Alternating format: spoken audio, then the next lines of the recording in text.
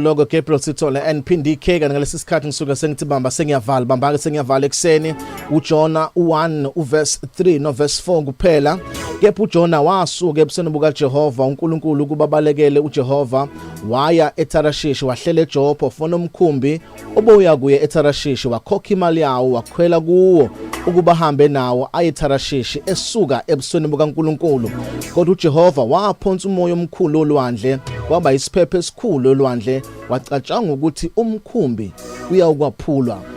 lamavesi amabili namhlanje kusene ngicela ukukhuluma ngawe ekseni uqale usuku lakho uqale impela sonto yakho la sithola indoda igama layo uJona wathi yayithunyiwe siyayazi le ndaba ukuthi indoda uJona yayithunyiwe ukuthi yeSamuel ihambise umyalezo kodwa yakhetha yena ungahambisi umyalezo la kumele iye khona yathatha umkhumbi oya kwenye indawo yagibela umkhumbi lithi ke iBhayibheli ithi mayisisemkhumbini igibela umkhumbi kwavele kwavuka isivunguvungu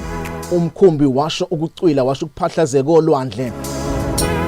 ngenxa ukuthi la emkhumbini sekukhona indoda egibelile bengafanele ibe khona emkhunjini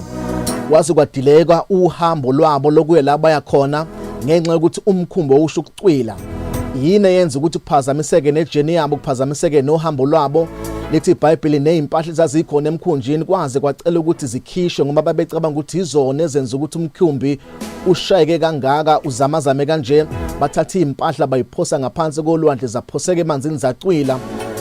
besaba ukuthi bazophahlazeka nomkhumbi bafe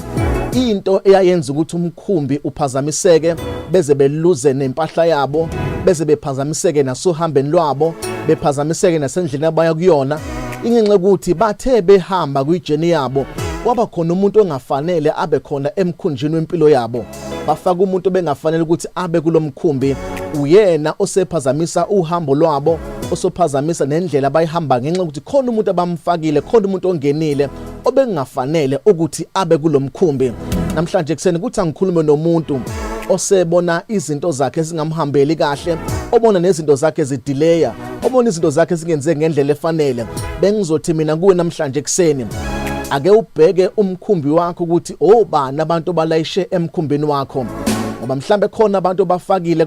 kuwena okuyibona baphazamisa uhambo lakho abazokwenza ulahlekele nezinto oyithandayo noyithembile empilweni yakho ulahlekele nayizinto ebizokusiza empilweni but ngenxa ukuthi khona abantu bafakile emkhumbini wakho ibona laba baphazamisa uhambo lakho ibona benza uNkulunkulu engakwazi ukwenza izinto empilweni yakho ngoba kunabantu bafakile kunezinto oyilayishile empilweni yakho namhlanje kusene bengathi as you are starting your weekend ake wenze le weekend wenze i-self introspection ubheke ukuthi obani abaqualify kuba semkhumbini wempilo yakho yiziphi futhi izinto eziqualify kuba sempilweni yakho ngoba kwesinye isikhathi hayi ngoba uNkulunkulu engawuza umkhuleko wakho kodwa khona izinto oyilayishe emkhumbini wakho ezenza ukuthi noma uNkulunkulu efuna ukuphendula noma uNkulunkulu efuna ukuyisa Samuel empilweni kodwa kube khona lezi zinto oyilayishile okungamele zibe khona empilweni yakho ake ubheke ukuthi obani othatha kubona ama-advice obani abantu okukhuluma nabo akusibona yini laba bakwenza ukuthi uhambo lwakho lungayi phambili kodwa lokhu uzingeza endaweni eyodwa awubheke nezinto oyilayishile enhlizweni yakho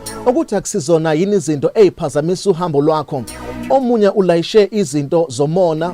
omunye ulayishe izinto zongaxoleli omunye ulayishe izinto nje yokuzonda abantu ulayishe inzondo emkhumbini wakhe manje umkhumba akwazi ukuya phambili lokhu uzungeza uNkulunkulu phela akakwazi ukudedela isibusiso kusekhona inzondo ehlele enhlizweni uNkulunkulu akakwazi ukudedela isibusiso kusekhona abantu ongabafuni ongabakhulumisi ongazi ukuthi awubakhulumisi ngani awubheka izinto oyilayishe emkhumbini wakho ubone ukuthi akusizona yini ezibambezela ukuthi ufike kwijeni yakho laba babengazi ukuthi khona into abayilayishile babeyitshela ukuthi nje umkhumbi uyahlaseleka kanti uhlaseleka ngoba kukhona izinto abayilayishile emkhumbini wabo namhlanje kusena ake ubheke impilo yakho ubheke ukuthi yini into oyilayishile empilweni yakho ubone ukuthi ayiphazamisi yini ukuthi ufike ecebeni likaNkulunkulu ake ubheke umkhumbi wempilo yakho this morning uzibheke nawe uyihlola ukuthi obani uchithe nabe isikhathi sakhe esiningi. My name is Phumlani Nkwanyana. You are blessed, you are favored and you are set apart. Good morning, Mega Christian.